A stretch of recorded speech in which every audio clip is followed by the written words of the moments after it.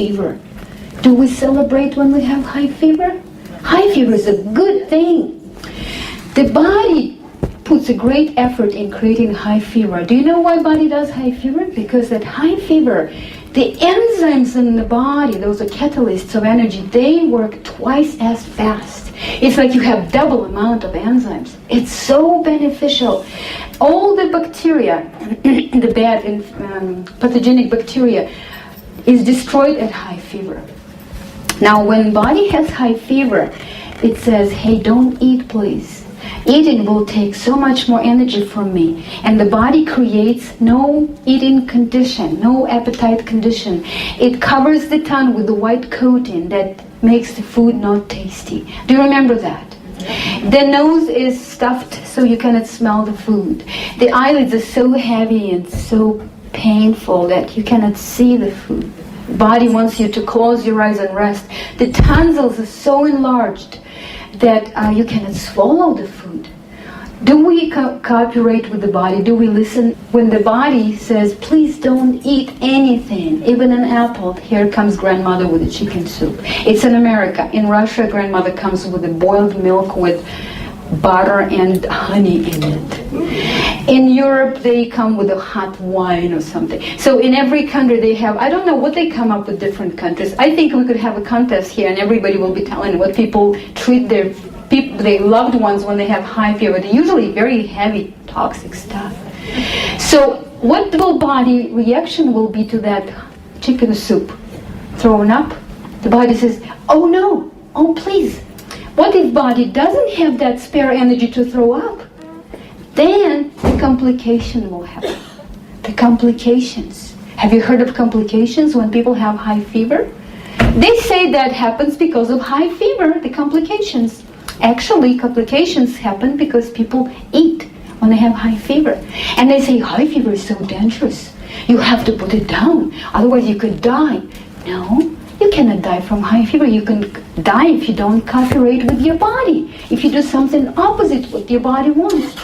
Now we don't listen to the body. For example, do you remember when you had high fever? You were feeling cold, hot, fluctuating, cold, hot. So you'll take off your covers, you put on the covers, you put. Do you remember that? You remember that? So your children feel the same way because the body, when it wants to regulate certain level of temperature, and it lets you know. It's very friendly. It says, I'm hot, uncover. Now I'm cold, I'm shivering, cover back. When we have children in bed, they say, Mom, I'm hot. They say, no, honey, you have to keep the covers on. We force them, and they develop seizures. Because they become too hot, body begins to try to get covers off. What's wrong with the covers? They just don't come, so big body develops seizures. My son, when he was 1 year old, he once had seizures when he had high fever. And I called ambulance and I said, oh, this is a sign of meningitis. We're going to come and give him prednisolone shot. And I called my pediatrician, and she was a very old woman, 60 years. She was ready to go on retirement, and I was so lucky. She called me, she said, Victoria, do you have too many blankets on your son? I said, yeah, I have 3 thick blankets. She said, instantly put him in a lukewarm shower. Put him on your lap so he doesn't get scared of cold water. So I did, and his seizures stopped. When the ambulance came, they were so angry at me. They said, let's give him shot anyways, since we came. So what do we do when somebody has high fever? We treat him with aspirin, salicylic acid. You know, salicylic acid is a toxic poison. The witches in 15th century, they were using it to poison people to death. The salicylic acid. And you know how bad it is for your body, your precious body that is dedicated to you, devoted? So we treat it with aspirin.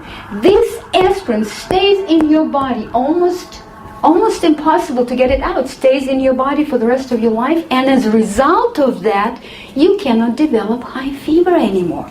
Just remember, when you were 5 years old or 4 years old, you had very high, good quality fever. If you were treated with aspirin, since then you never had high fever anymore. You had low fever.